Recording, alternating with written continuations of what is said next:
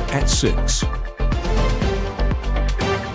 Well, good Thursday evening. I'm Chief Meteorologist Matt Lopon. You're watching Mississippi Live Weather. Thank you so much for supporting us here in the Room to Room Weather Center, as you do so often. Unfortunately, the pattern is going to get more active over the course of the next few days as severe weather chances build in, not just for this weekend, but I think even more significant ones potentially next week. We will look at both of those threats coming up here in a couple minutes. But we're talking Saturday first. Our severe weather threat, level 2 out of 5. This was upgraded through the day today by the folks at the Storm Prediction Center in Norman, Oklahoma. Does include basically I-55 west. I mean, it does go all the way to the Lafayette and Pontotoc County line, does parts of Calhoun County out to Tala County, so not exactly I-55. But ultimately, this is a sign that a greater number of reports, including damaging winds and perhaps even a brief tornado, a possibility out of this storm system coming in this weekend, Saturday in particular. Not a high risk, not a high likelihood, but a possibility that some of us have some impacts here. So we expect the exact edges of this risk area to be adjusted the next couple of days as we get closer. But the main thing is a line of thunderstorms will move in on Saturday. It has slowed down a little bit, but that line of thunderstorms will be the focal point for any severe weather we end up seeing. Storm Finder will help us track the intensity on that. That's exclusive. You'll see only on Mississippi Live. We'll have that coming up here in a couple of minutes. Our triple threat, again, another Mississippi Live exclusive. We're highlighting the peak impacts. And I'll tell you right now, they are not impressive looking at triple threat at this point. I think that's one of the things to keep in mind. This is probably not a high-end severe weather event, but we're more concerned we could have one that's more likely to produce tornadoes and really all forms of severe weather. We're looking at that strongest threat next week. We're talking about that coming up here in a few minutes. The first 12, though, nothing of that sort ahead of us for tonight. We're limited on any rain chance, and honestly, 10% probably overdo it. We'll look at Mama Justice Doppler radar with that in a minute. 73 at 7, we're 66 by 10, and drop into the low 60s by early tomorrow morning. Anytime you start in the low 60s, that's a pretty decent amount of humidity out there. As you can see, our average, our normal for this time of year is 41, so running way above that for today. Our high, 80 degrees officially at Tupelo Regional Airport. And you can see 63 where we should be, not quite breaking a record from back in the 30s, only 1 degree off. And it wasn't just in Tupelo, all across the region we were warm. You can see one of the warmest spots there out in Grenada and Greenwood coming in 85 degrees. So, whew, it was a bit toasty today, certainly above what we typically expect for this time of the year. And right now, temperatures still coming in about 80 in Grenada, 80 in Clarksdale. We're 74 Tupelo and 73 degrees in Amory as of the 6 o'clock hour. Warm weather fans certainly getting their money's worth out of this. Amory, we're looking again 73. Those winds have calmed down over the last hours or so, and just that mix of clouds all flat, showing no vertical development, meaning not developing any sort of showers out there based on what we're looking at there. Did have a little smoke plume. I'll go back one graphic here to show that here briefly. We've had some of these recently. You can see one right there, fairly small, so hopefully that's a controlled debris pile there in Monroe County. Just got to be careful with outdoor burning, considering how breezy we've been, but a beautiful shot here from the clouds in West Point. Again, appreciate the North Mississippi Storm Chasers for pairing up with us on these cameras. Last little bit of red glow on those high cirrus clouds showing up as of now, about 6:05. And in the Pontotoc area, again, kind of a hazy look, 73. That measure of moisture, that dew point at 61, one of the limiting factors on a high-end severe weather chance. But Mama Justice Doppler, there's not really much out there. That we'd have a couple sprinkles out closer to, say, some locations back toward around Clarksdale and Shelby. I think that's probably even overdone on that. Let's go ahead and put that in the motion there. As we kind of have multiple radar sites here looped on top of that. I mean, maybe a sprinkle, but that's probably overdoing it on that description there. So let's go wide on this. Let's look at our U.S. map on this and talk about kind of the components coming into place. So one thing that's not immediately evident on here, obviously we have active weather on the plains. This will be our front that causes more significant weather by the middle part of this week. But as I change our satellite over to our water, I want to see what loss. This is one of the key components to our overall forecast, because this right here is a big dip in the jet stream. So we have kind of a little dip right there. This is what we're going to call a cutoff low. It's going to get kind of cut off from the main upper level winds. They're going to kind of be this direction. Next week, right there, When that arrives, we will have enhanced storm chances. It probably takes until the middle of next week, but the timing on that is something that is subject to change because cutoff lows are lazy. They come through when they want to, and they don't when they don't want to. We might have a bit of time before that is the case. So as we kind of bring it back here into Mississippi and look at tonight, you might imagine not much out there, maybe a sprinkle, and honestly, that's probably overdone. A better chance out closer to Natchez and Vicksburg and back in the southern part of the state to see perhaps something. So we're cloudy, but not seeing real meaningful moisture. The green you see on here is some of that moisture returning from the Gulf of Mexico. I mean, maybe a couple sprinkles. I mean, down toward New Orleans, there's rumbles, but that's not something most of us will see as those clouds thickening up by early morning on your Friday. Our meteorologist Maggie McCauley will be tracking any issues we have with that, but not expecting any thunderstorms out there to begin your Friday. So as we look hour by hour at the forecast into your Friday during the day, maybe a very limited chance to see some sprinkles by midday. More likely as we head toward afternoon to have some thunderstorms. We're once again low 80s, once again within a couple degrees of a record high.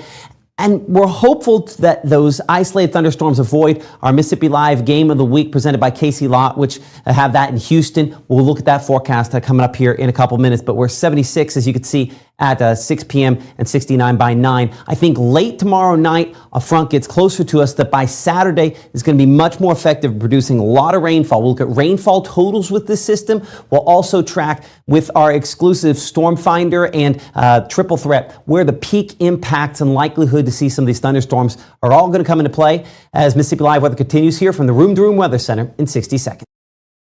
At First Choice Bank, we know you can't always make it before the bank closes. With our integrated teller, you can talk to a live person as late as 7 p.m. on weekdays and noon on Saturdays. It's not just an ATM, it's an ITM.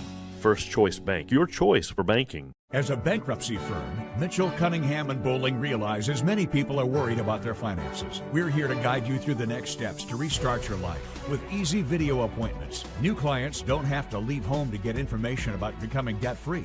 Also, convenient in-office appointments are available at the low cost of $340 upfront for a Chapter 13. You can be on your way to being debt-free. Contact Mitchell, Cunningham, and Bowling today or visit our website at mcdebtfree.com. We are here to help you.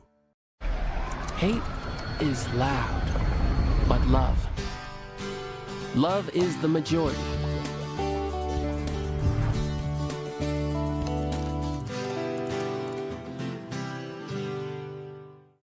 This portion of Mississippi Live Weather is presented by Little's Jewelers. Right now, from the Room to Room Weather Center, here's Mississippi's Chief Meteorologist, Matt Lovehon.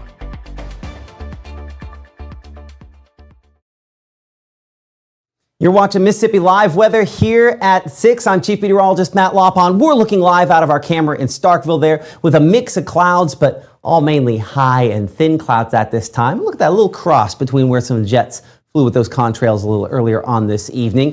Here in the Room to Room Weather Center, as we talked about a minute ago, these are all flat. No vertical development, not going to see anything overly impressive out of these.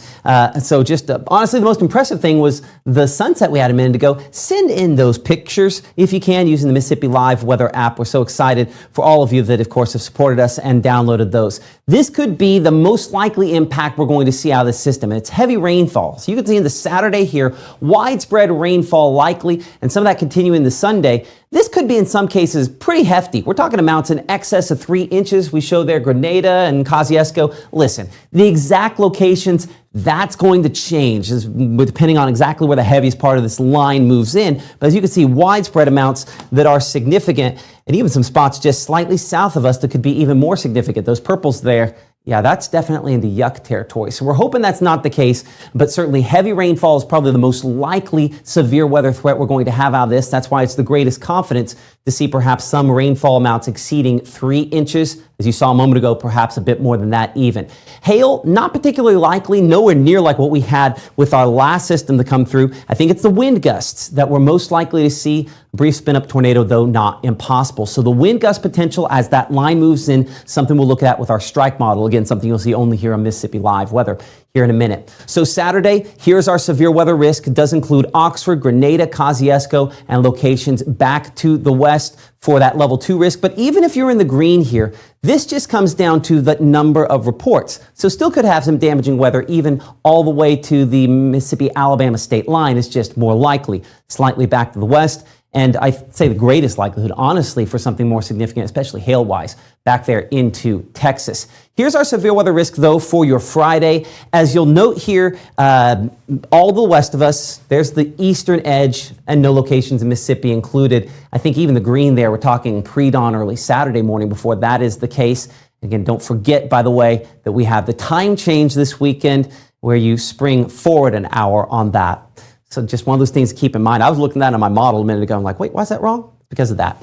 Active weather, though, that level 3 risk, again, a greater number of reports for today and for tomorrow back out on the plains. Here's why this all works out. Let's look at Storm Finder. And this is what it looks like here out to the west. Again, this is something you'll see only here on Mississippi Live and out there onto the plains where, again, those storms pretty highly likely, a great concentration of lightning strikes.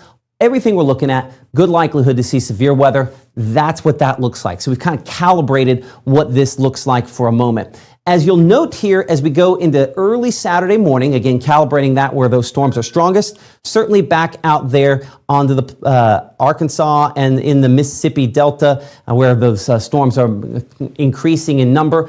A lot of lightning out of these, still showing them pretty intense for early Saturday morning. As we go through Saturday midday, that line moves in. One of the peak time frames for you and I to see some thunderstorms probably is going to be midday Saturday into Saturday afternoon. And if that timing sounds different, this has slowed down a bit over the last 24 hours on our strike model. And so where we see some of those orange hills there, again, not as many lightning strikes as to the west. So again, one of those signs it's likely to be a little bit weaker, but we'll still have lightning and heavy rainfall depicted with these 4:35, 6 o'clock, shifting slightly southward. But one of the things I find interesting, and again, this new information coming in just in the last few minutes, that's the cool thing about our strike model. You and I get to look at it hot off the presses at the same time because the latest comes in during the 6 o'clock hour. And so we continue to show some of those scattered showers and thunderstorms still there in the evening time period. But notice by early Sunday morning here, south of Kosciuszko, that's where they are the strongest, just a little bit south of our area. So the takeaway is this. These with more orange, a little stronger than even what we have Saturday afternoon in the northern part of the state. It's one of the signs that fuel instability is going to be stronger to our south. And yeah, this again looks like a pretty hefty line there, and that's part of what produces those really, really high amounts of precipitation as all that active weather stays south into Sunday. We will look at triple threat and what those different projections, what strike models depicting there for hail, for wind, and for tornado rotation here in more detail in a minute. But I do want to walk you here hour by hour through this a little more so you can, for planning purposes, have an idea.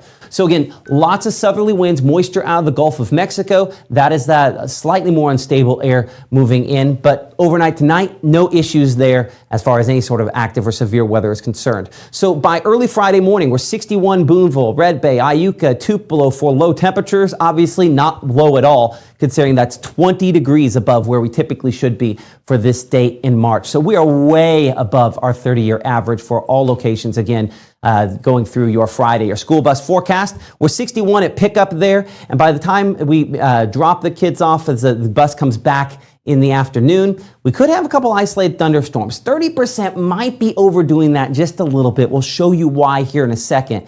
I do appreciate the good folks at IMPC for sponsoring our school bus forecast. So here is Futurecast. Notice it does not have a ton of activity as we go toward 9, 10, 11 o'clock in the morning here. As we go toward around midday, a few more of these isolated showers, maybe a rumble showing up back out toward Hollandale. We'll kind of pan our graphic here back to the west just a little bit, kind of show that a little more clearly there. But out in the Arkansas, a few, and then getting a little heavier Oxford toward Eupora by around 3 p.m. So this is probably our peak time frame. And notice there are a lot of folks here where we do not have rainfall and some folks where we do. So this is around 20 to 30% on that rain coverage.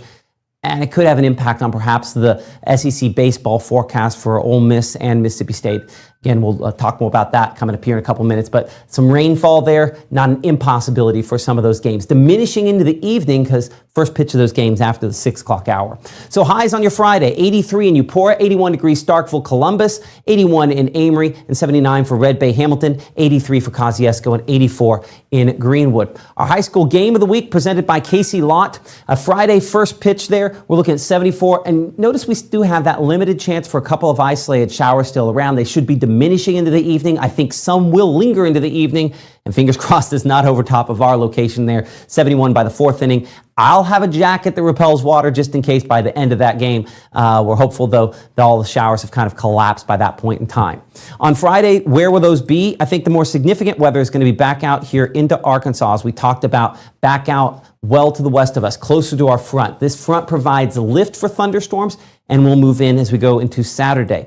Ahead of that, we show a couple isolated showers popping up closer to Kosciuszko and Grenada by Friday evening. But again, those do not get particularly heavy on our scale there. 1:30 in the morning, these remain fairly isolated. Honestly, I'm a little surprised. A day or two ago, I would have expected to get primarily a line of thunderstorms moving in. That is one of the things that has changed. This is more cellular, meaning individual thunderstorms versus big, wide, long, complex. So that is a change over the last 24 hours, looking at Futurecast here, showing a slightly more cellular setup. Also,